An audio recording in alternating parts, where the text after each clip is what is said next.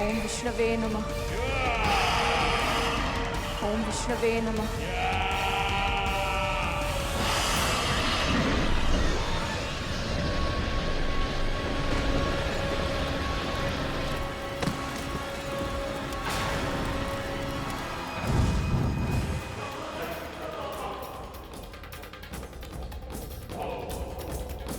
आशा कीजिए कि आपका पुत्र भी हमारी मां की रक्षा और उनका सम्मान ऐसा ही कर रहा हो।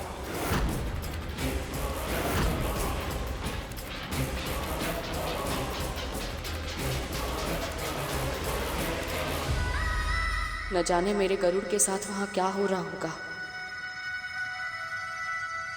हमें आपके निर्णय की प्रतीक्षा है महाराज बलि। ये पक्षी तुम्हारे नियंत्रण में है, इसका अर्थ ये नहीं कि हम इसके अपराधों को भूलकर इसे क्षमा करते हैं। इसने ना केवल असुरों की सेना को चुनौती दी है, बल्कि मेरे पुत्र और स्वर्ग के महाराज बलि की सत्ता को ललकारा है। इसे अवश्य दंड मिलना चाहिए।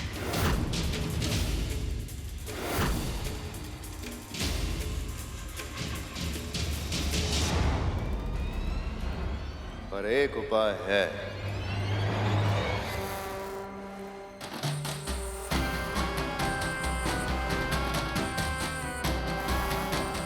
यदि गरुड़ अपने घुटनों के बल बैठ के हमसे क्षमा की याचना करे और यह प्रण ले कि दोबारा कभी हमारे मार्ग में नहीं आएगा,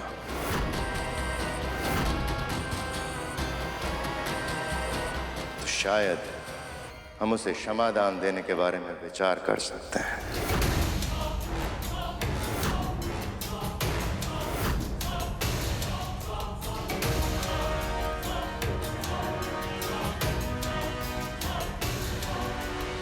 सुना नहीं तूने?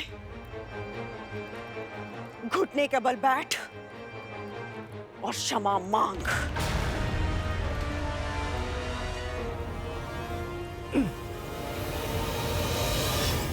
ये आदेश है मेरा गरुड़।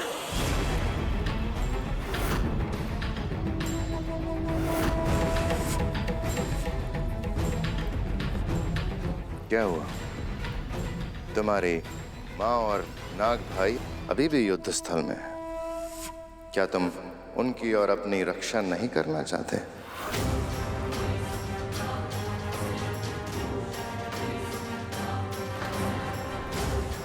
मेरी माँ की सुरक्षा से अधिक महत्वपूर्ण मेरे लिए और कुछ नहीं है। फिर चाहे उसके लिए मुझे अपने प्राण देने पड़े या अपना आत्मसम्मान खोना पड़े।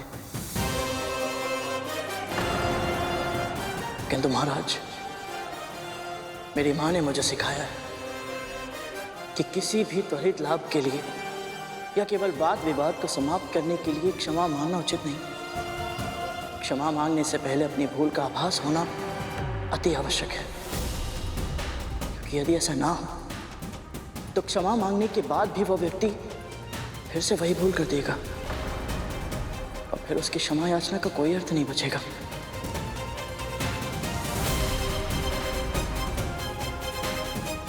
और यह सत्य है महाराज, अदिति मां की रक्षा करने के निर्णय को मैं अनुचित नहीं समझता।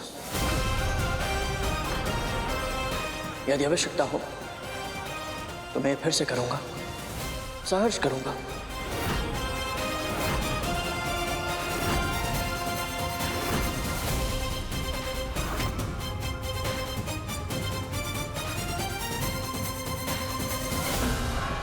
गरुड़ के वचनों में दृढ़ता है, इसके लिए मृत्यु दंड सम्मान की बात होगी।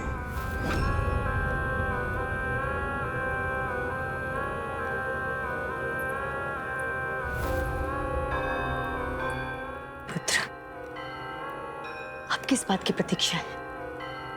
असुरों के महाराज, स्वर्ग के शासक हो तुम। जो शीश तुम्हारे सामने ना झुके उसे धड़ से अलग करना उचित है। जो शीश तुम्हारे सामने ना झुके उसे धड़ से अलग करना उचित है।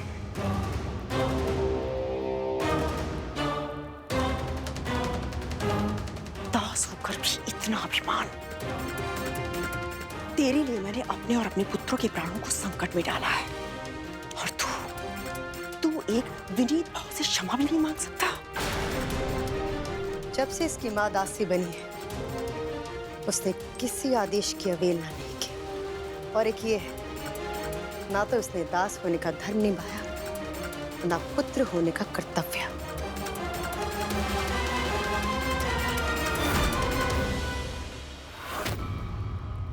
महाराज के आदेश का उल्लंघन करके तूने अपनी मृत्यु का आमंत्रण दिया है। मैं तो कहता हूं, इस पक्षी के कर्कश गायन की प्रतीक्षा ही क्यों करनी? मैं अभी यमदूत से इसका साक्षात्कार करवाता हूं।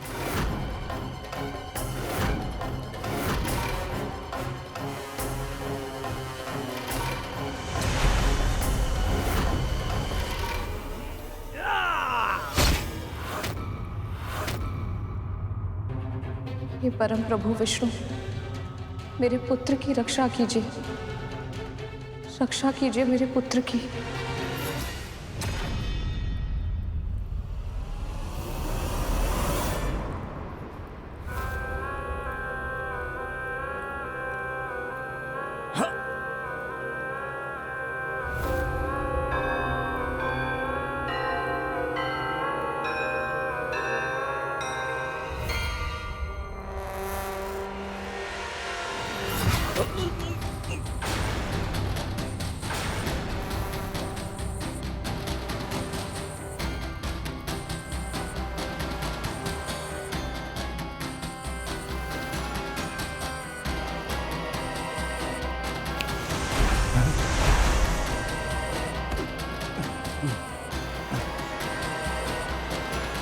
मृत्यु केवल शारीरिक हिंसा से नहीं होती राहु।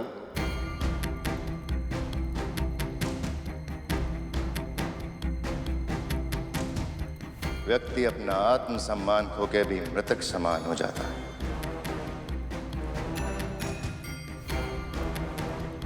यदि गरुड़ एक बार क्षमा नहीं मांग सकता, तो उसे सहस्त्र बार झुकना होगा। पूरी प्रजा के सामने से 1,008 बार करबद्ध प्रणाम करके हमारे महाबलीपुरम की प्रदक्षिणा करनी होगी।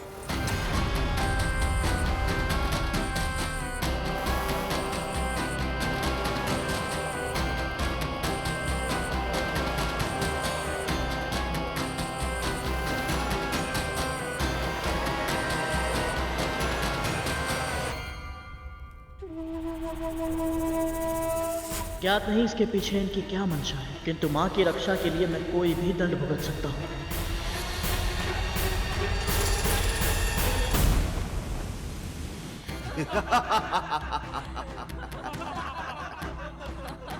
सुना है ये बहुत ही शक्तिशाली पक्षी है।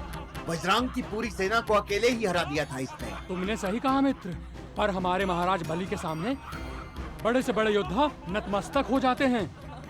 तभी तो आज ये पक्षी भूमि पर लौटकर अपने अपराध की क्षमा मांगेगा। सही कहा मित्र।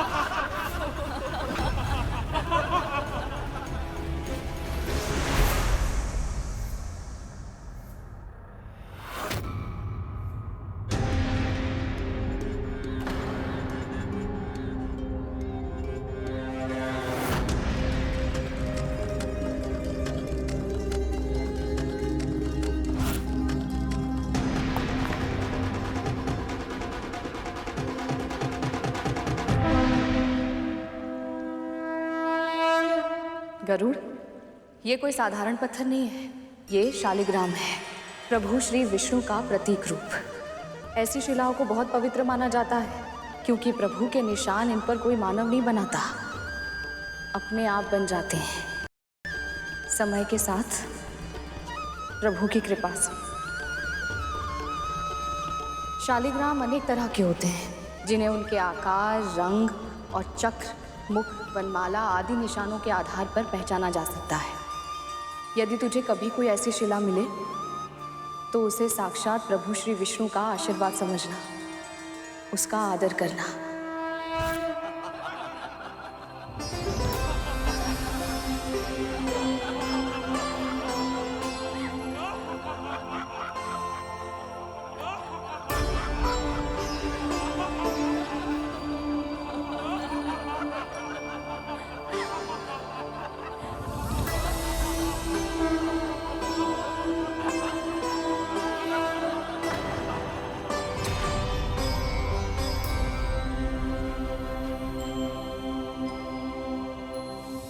ओम विष्णवे नमः।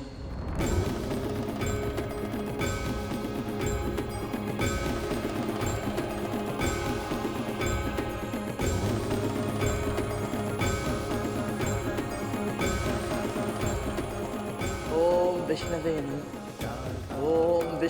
नमः। ओम विष्णवे नमः। ओम विष्णवे नमः। ओम विष्णवे नमः। ओम विष्णवे नमः। ओम विष्णवे नमः। ओम विष्णवे नमः। ओम विष्णवे नमः।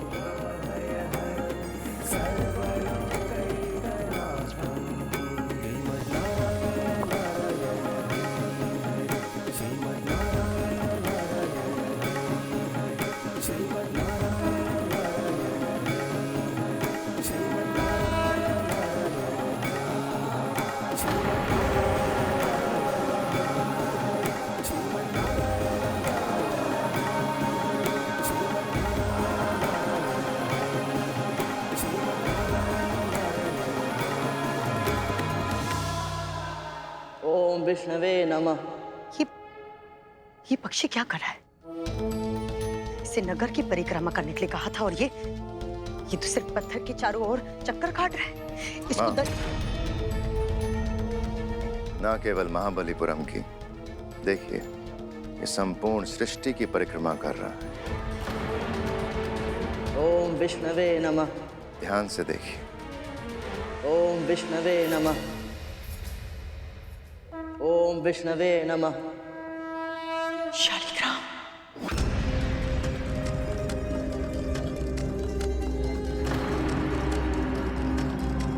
ओम विष्णवे नमः।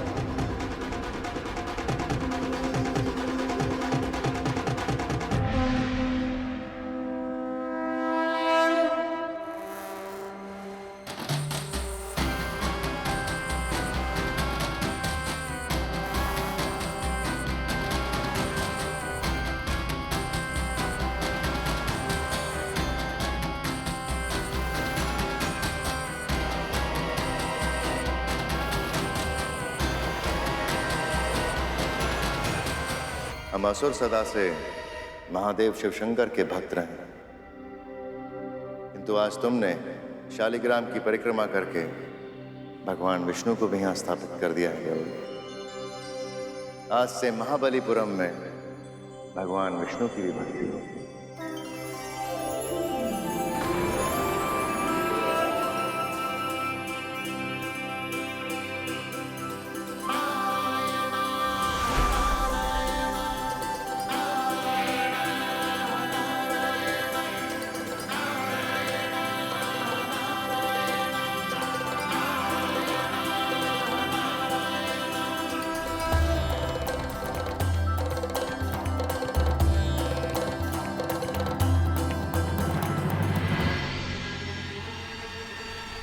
उल्हा जीवित बच गया है ये गरुड़। क्या करूं जिससे ये असुरों के लिए भविष्य में खतरा ना बने।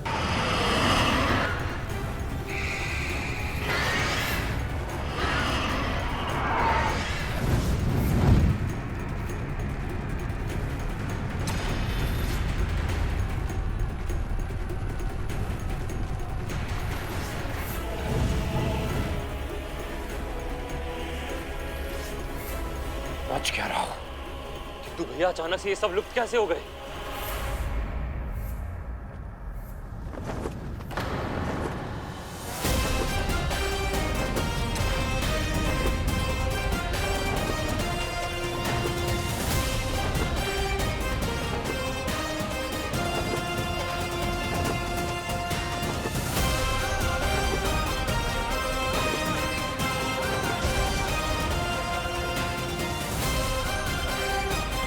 प्रभु आपका कोटि कोटि धन्यवाद।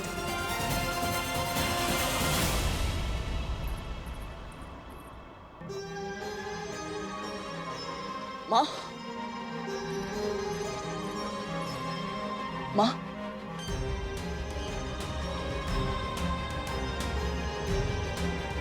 इसे छोड़िए माँ, आप सकुशल हैं?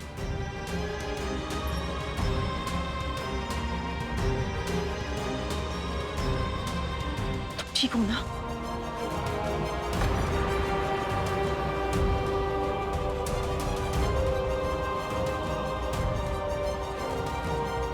आज तुम दासों के लिए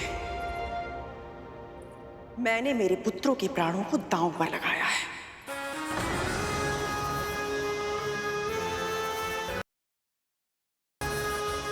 हमें आभास है महारानी, इसके लिए हम दोनों सदैव आपके ऋणी रहेंगे। कुछ सीख अपनी मां से। ये होता है अच्छे दास का व्यवहार।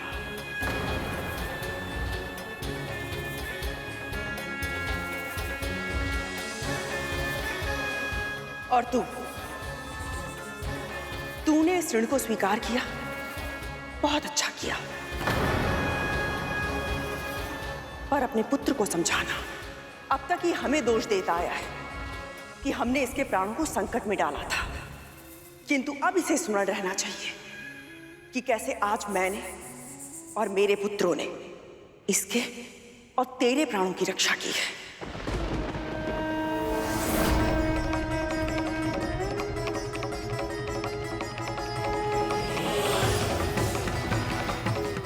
महारानी, मैं सच्चे हृदय से आप सबका आभारी हूं।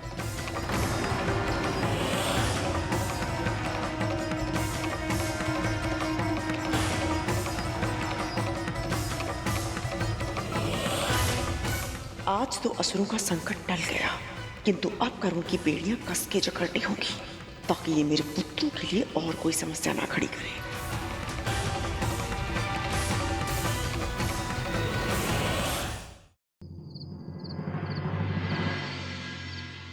माया भी बहुत ढीठ है।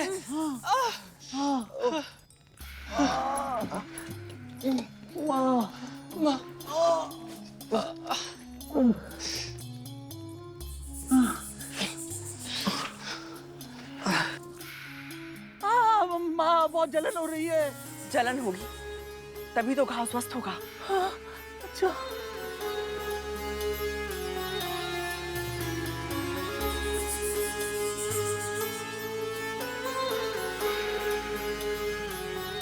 माँ, सत्य कहूं, जब आप अचानक से गरुड़ के साथ चली गई तो मैं भी सोच विचार में पड़ गया। महाराज बलि से अकेले मिलने जाने का निर्णय आपको संकट में डाल सकता था माँ। आपने ऐसा क्यों किया? क्योंकि वो अपने पुत्रों से बहुत प्रेम करती हैं। पता है उन्हें, गुरु शुक्राचार्य की मृत संजीवनी विद्या के कारण वर्तमान में असुर बहुत अधिक शक्तिशाली हैं। उन्हें सर्पों का शत्रु बनाना नहीं चाहती कद्रू दीदी। बड़ी माँ अपने पुत्रों की रक्षा करना चाहती थी, ये तो मैं समझता हूँ माँ। पर जब दीदी माँ ने उनसे कहा कि वो मुझे असुरों को सौंप दे और ये युद्ध समाप्त हो जाएगा, तो उन्होंने मेरी रक्षा क्यों की? क्यों मुझे दीदी माँ को नहीं सौंपा उन्होंने? क्योंकि मैं दीदी को अच्छे से जानती हूँ। वो गरुड़ को दास बना लेती और अवसर पड़ने पर उसकी अद्भुत शक्तियों को हमारे विरुद्ध उपयोग करती।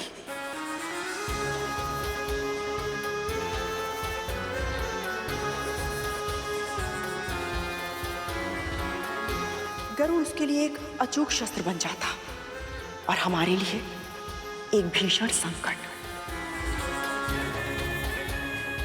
गरुड़ को उसे सौंपने से मना करके मैंने न केवल दीदी और उसके पुत्रों को शक्तिशाली होने से रोका है, बल्कि गरुड़ ने उसकी मां पर एक ऐसा उपकार किया है जिसे वो चाहे भी तो जीवन भर नहीं चुका सकते। यदि कद्रू दीदी ने ये सब उपकार मानकर किया है तो उपकार ही सही।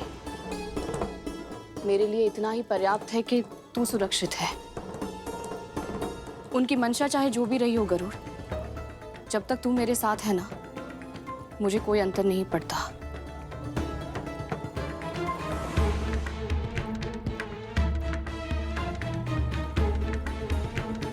किंतु मुझे अंतर पड़ता है माँ। आखिर ऐसा क्या चल रहा है उनके मस्तिष्क में? शीघ्र ही मुझे कुछ ऐसा करना होगा कि गरुड़ और उसकी माँ मेरे हाथों की कठपुतलियां बनकर रह जाए।